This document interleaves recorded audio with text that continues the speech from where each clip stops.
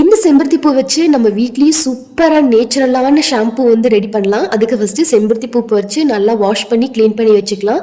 ஒரு மிக்ஸி ஜாருக்கு மாத்திட்டு நம்ம ப்ரிசர்வ் பண்ணி வச்சிருக்கிற பாதாம் ஜெல் வந்து 1 ஸ்பூன், அது கூட shikakai water 2 spoon, soap nut water 2 spoon add பண்ணி நல்லா அரைச்சிட்டு வந்து ஃபில்டர் பண்ணி எடுத்துக்கலாம். நான் வந்து சிகக்காய் வாட்டர் சோப் நட்லயே வந்து பயோ என்சைம் ஆட் பண்ணனால இதுக்கு வந்து ஆட் பண்ண வேண்டியதில்லை. உங்ககிட்ட பயோ என்சைம் இல்லை அப்படின்னா 1 வீக் வரைக்கும் ஃப்ரிட்ஜில் வச்சு யூஸ் பண்ணிக்கலாம். இதை வந்து ஃபில்டர் பண்ணிட்டு ஏர் டைட்லாம் கண்டெய்னரில் போட்டு வச்சுட்டு கெட்டு போகாது. ஃபர்ஸ்ட் 7 டேஸ் மட்டும் பாட்டில் ஓப்பன் பண்ணி கேஸ் ரிலீஸ் பண்ணி க்ளோஸ் பண்ணி வச்சுக்கணும். அதுக்கப்புறம் அப்படியே ஏர் டைட் லாக் பண்ணி வச்சுட்டோம்னா கெட்டு போகாது.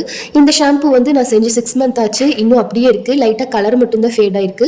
ஃபர்ஸ்ட் டைம் போடையில் வந்து அவ்வளோ நுர வராது, அழுக்கு ஆயில் எல்லாம் இருந்தால் ரிமூவ் பண்ணிடும். செகண்ட் டைம் நான் போட்டு தைக்கல நல்லா வந்து ஃபோம் கன்சிஸ்டன்சி வந்து ரொம்ப நல்லா இருக்கும். செம்பருத்தி பூ ஷாம்பு யூஸ் பண்ணுறதுனால நம்ம ஹேர் வந்து ரஃபாக இருந்தாலும் நல்லா சாஃப்டாக சில்கியாக மாறிடும். இதில் வந்து நிறைய பெனிஃபிட்ஸ் இருக்குது. ஸோ கண்டிப்பாக வீட்டில் ட்ரை பண்ணி யூஸ் பண்ணி பாருங்கள்.